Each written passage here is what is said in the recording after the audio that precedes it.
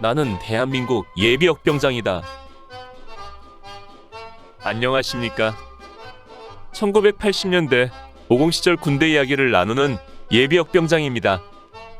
오늘도 저의 옛날 군대 이야기와 함께 추억여행 떠나시죠. 나의 상병 시절 178번째 이야기. 두 번째 휴가. 화살같이 빠른 시간. 1982년 11월 12일 금요일. 두 번째 휴가 이틀째인 이날은 사랑하는 그녀와 함께 장항선 열차를 타고 고향으로 내려왔습니다. 정말 군대에서는 꿈꿀 수 없는 현실이었고 행복한 시간이었습니다. 그러나 이렇게 함께 고향에 내려왔으나 정작 그녀와 함께할 시간을 가질 수 없었습니다. 이튿날부터 원근 각처에 있는 친척과 친지들께 인사드리러 다니느라 이틀이 훌쩍 지났기 때문입니다. 그래도 다행인 것은 내가 그렇게 분주히 다니는 것을 그녀가 잘 이해해 주었습니다. 내가 없는 동안에도 그녀는 부모님과 함께 가사의 일도 함께하고 많은 이야기도 나누며 스스럼 없이 지내고 있었던 것입니다. 부모님께서도 젊은 아가씨가 와서 아무 내색 없이 편하게 지내는 것을 무척이나 대견스러워하셨고 동네에 나가서도 며느리감이라고 자랑을 하셨다고 했습니다. 그렇게 인사치레를 11월 14일 주일날까지 마치고 다음 날인 15일 월요일이 돼서야 그녀와 부여로 나들이를 갔습니다. 부여가 고향이지만 내가 사는 마을이 부여읍에서 50여리 떨어진 시골이라 그리 자주 가보지는 못했던 곳입니다. 부여읍에 도착하여 부소산 입구에 있는 박물관을 들렀다가 부소산에 올랐습니다. 지금 부역 박물관은 다른 곳에 있지만 그 당시는 부소산 바로 앞에 있었습니다. 부소산에 올라 오른쪽 길로 접어들어 삼충사 군창터 영일루를 거쳐 사자루에서 계단으로 백화정에 내려갔습니다. 내가 어렸을 때만 해도 부소산 군창터에서는 옛날 백제군이 먹었던 쌀이 시커먼 타나미로 남아서 사람들이 파가던 시절이었습니다. 그래서 부여로 소풍을 간 형이나 누나들이 기념물처럼 타나미를 파가지고 와서 보여주곤 했었지요.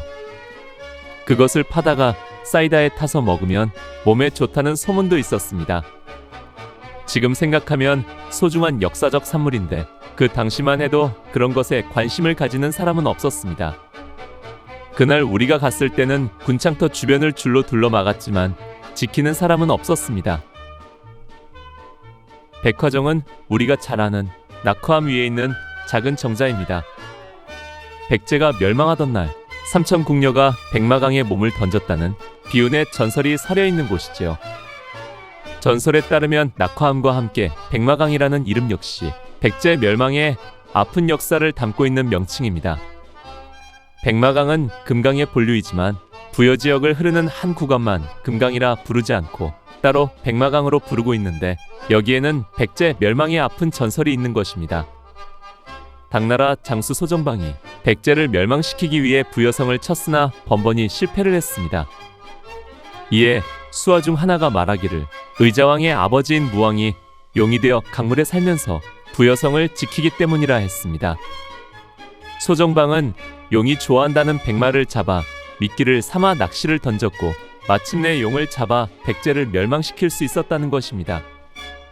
이때부터 금강 물줄기 중에 낙화암을 휘돌아 흐르는 구간만 백마강이라 부르게 되었고 지금도 소정방이 용을 낚았다는 조룡대라는 바위가 낙화암 상류 쪽에 있습니다. 그 바위에는 용을 낚느라 힘을 주어서 생겼다는 소정방의 무릎 자국이 있다고 들었는데 저는 가보지는 못했습니다. 그러나 역사적으로는 그 이전인 무령왕 때에도 백강이라 불렀다는 기록이 있는 것으로 보아 소정방 이야기는 훗날 가공된 이야기인 것 같습니다. 아무튼 나는 그녀에게 내가 알고 있는 부여에 대한 역사 이야기를 들려주며 부소산을 산책하듯 돌았습니다. 백화정에서 고란사로 내려와 약수 한 모금 마시고 되돌아 나오는 코스로 그녀와 오랜만에 오붓한 데이트를 즐길 수 있었습니다. 다음 날인 11월 16일 화요일, 형님 댁에 가신다는 어머니를 모시고 그녀와 함께 수원으로 올랐습니다. 수원역에서 그녀는 직장으로 돌려보내고 어머니를 형님 댁에 모셔다 드린 후에 나는 친구를 만나기 위해 나왔습니다. 수원에서 가구 공장을 하고 있던 친구에게 가서 하루를 묵고 그 뒤로 사흘 동안 인천과 서울 등지를 돌며 친구와 지인들을 만났습니다. 이렇게 돌아다니다 보니 어느새 10월 19일 금요일이 되었고 이제 휴가는 절반을 넘겨 6일밖에 남지 않았습니다. 그것도 복귀일 하루를 빼면 실제적으로 휴가를 즐길 수 있는 날이 닷새뿐이었습니다. 너무나 아쉬운 생각이 들었습니다.